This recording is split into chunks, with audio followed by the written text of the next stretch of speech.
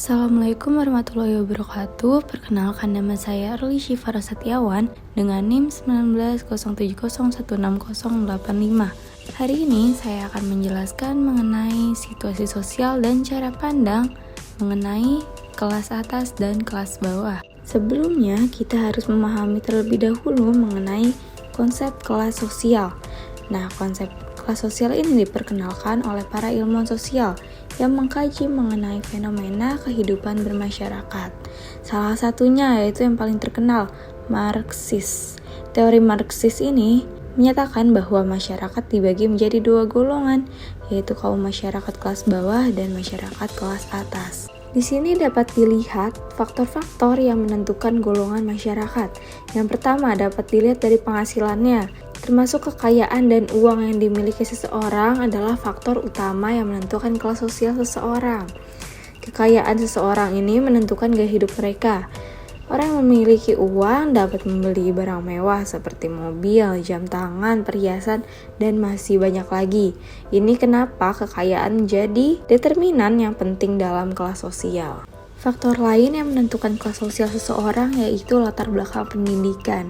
Semakin tinggi pendidikan seseorang, maka semakin besar pula biaya yang dibutuhkan.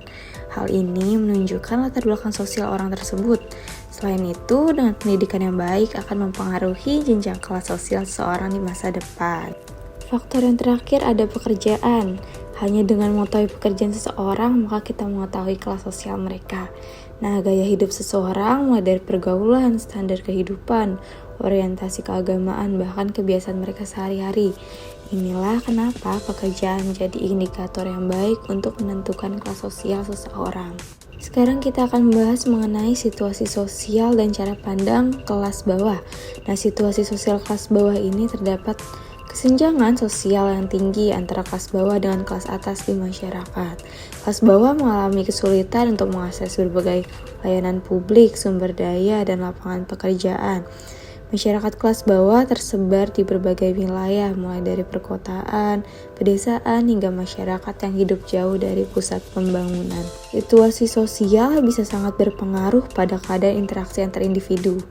Kepentingan dari interaksi sendiri ini untuk menyempurnakan gesekan yang memberikan manfaat pembelajaran dalam mempengaruhi satu sama lain. Dalam masalah pendidikannya, masyarakat kelas bawah biasanya hanya tamatan SMA, SMP, SD, dan buta huruf. Sedangkan pergaulan kelas bawah ini biasanya dari kalangan masyarakat biasa. Masyarakat kelas bawah tidak sanggup untuk membiayai anak. Mereka mendapatkan bantuan pendidikan dari pemerintah.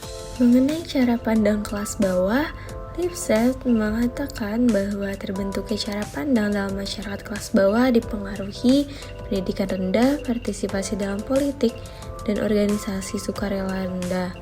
Kurang membaca, posisi pekerjaan yang terisolasi, tingkat ekonomi rendah, dan terdapat pola-pola otoriterisme dalam keluarga. Kelemahan masyarakat kelas bawah yaitu pandangan mereka tentang hidup cenderung pasrah pada keadaannya. Untuk meningkatkan kualitas hidup, mereka membutuhkan pemberdayaan komunitas yang memadai sebagai bentuk nilai tawar penyadaran untuk kehidupan yang lebih baik.